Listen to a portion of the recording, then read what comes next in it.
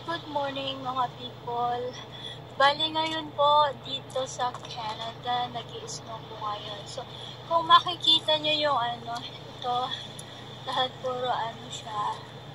Tapos ang ganda na tignan mo yung ito siya nag-i-snow kumapit na sa sa puno. So, ayan. Ganito po ang ngayon dito. Ialugin natin.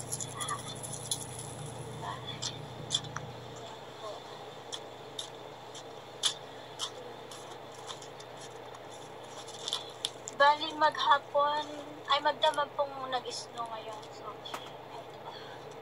kung makikita nyo yan. Pero ayoko pumunta doon kasi po yung boots ko, hindi siya rubber.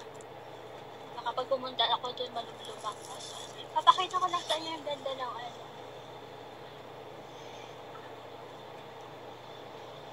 So, nakikita nyo naman yung puno doon, di ba? So, ayan. Tara. Ayan tayo. Bali, ito lang po yung workplace ko. Ayan. Malapit lang.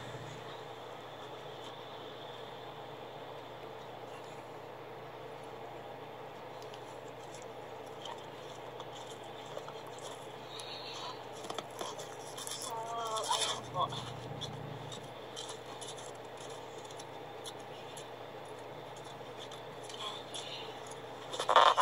Sa mga gustong mag-Canada at baguhan, huwag kayong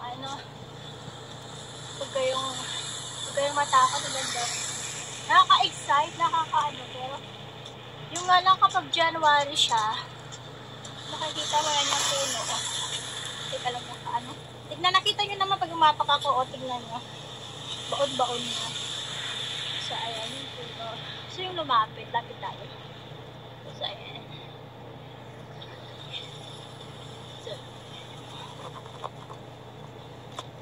Mamaya, papakita ko sa inyo, aalugin ko yung puno.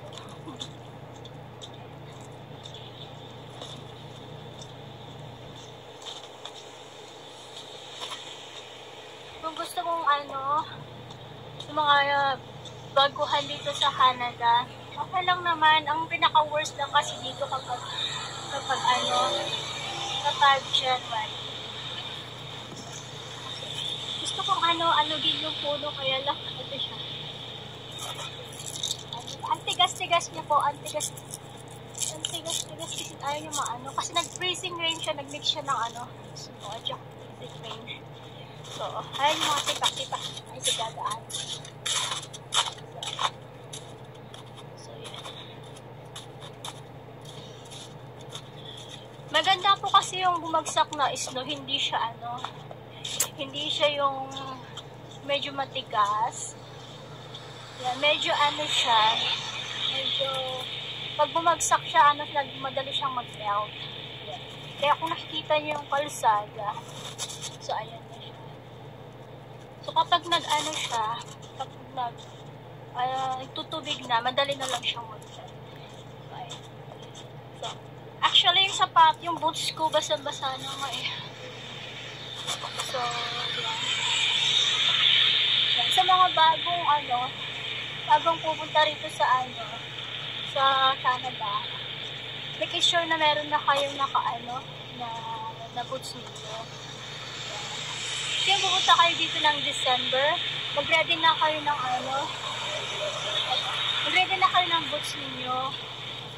Tignan nyo, kahit anong hila ko doon sa kahoy, hindi siya nalalaglag. Kasi nga po,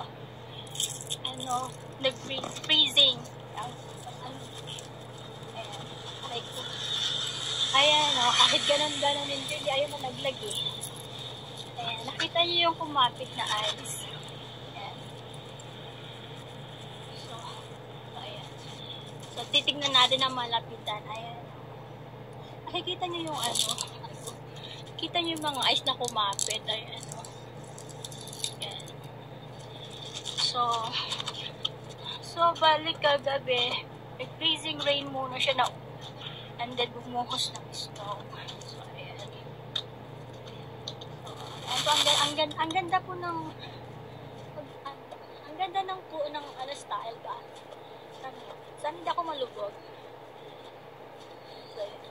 So, papakita ko sa inyo yung ano. Tingnan mo, hindi siya ano. Hindi siya. I know! Yeah. So, papakita ko yung ano. Asan na siya? Oh, diba? Kahit na anong yug-yug ko. Kahit na anong yug-yug ko dito. Hindi siya ano. Ayaw niyang mga ano. Ayaw niyang maaga. Malaglag. Kasi nga yung mga ice. Ayan o. Oh, na ano-ano na. Tumikit na. So, tayo na.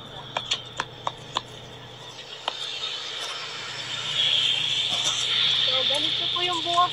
Ganito yung buhay dito sa Canada. Kala nyo, ano, mahirap din po ka nag-i-snow dito kasi, ano, magpapala ka ng ice, gising ka ng maaga, magdadamit ka ng makapal.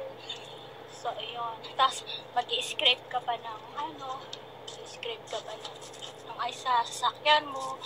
Ganon. So, ang dami rin ginagawa kahit minsan, kahit bumangon ka ng aga, kung freezing rain naman, wala din. Minsan malilate ng ano sa work. So, yan. Takot dito.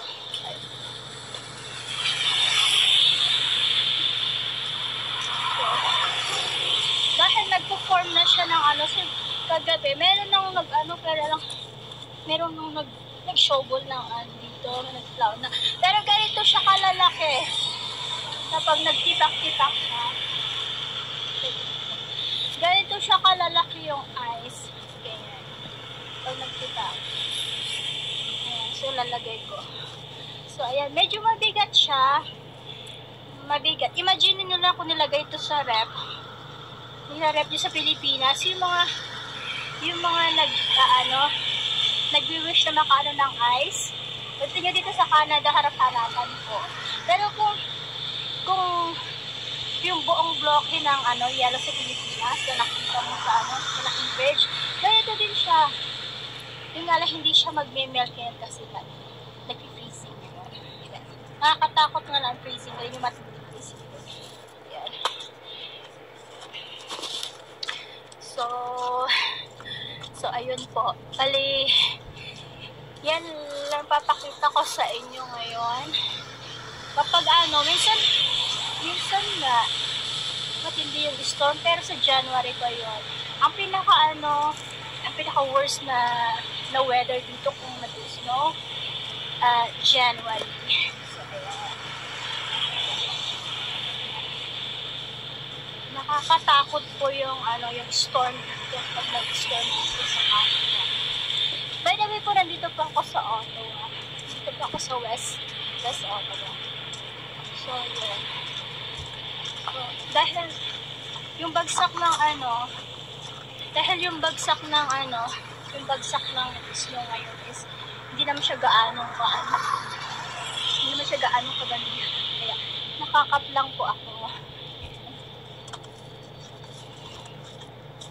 So, mag-snowman po or hindi, kailangan mo pumasok kung mayroon kang pumasok.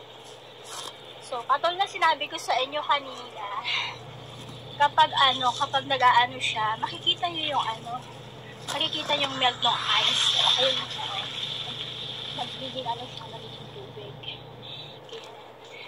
Kaya puro puti po ngayon makikita dito sa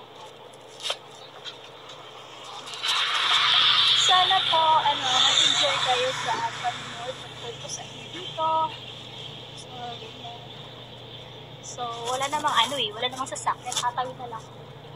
Nakita nyo yun. Tawid ako. Bali yan lang naman po kasi yung workplace ko. Pero, so, yan. Maraming salamat po.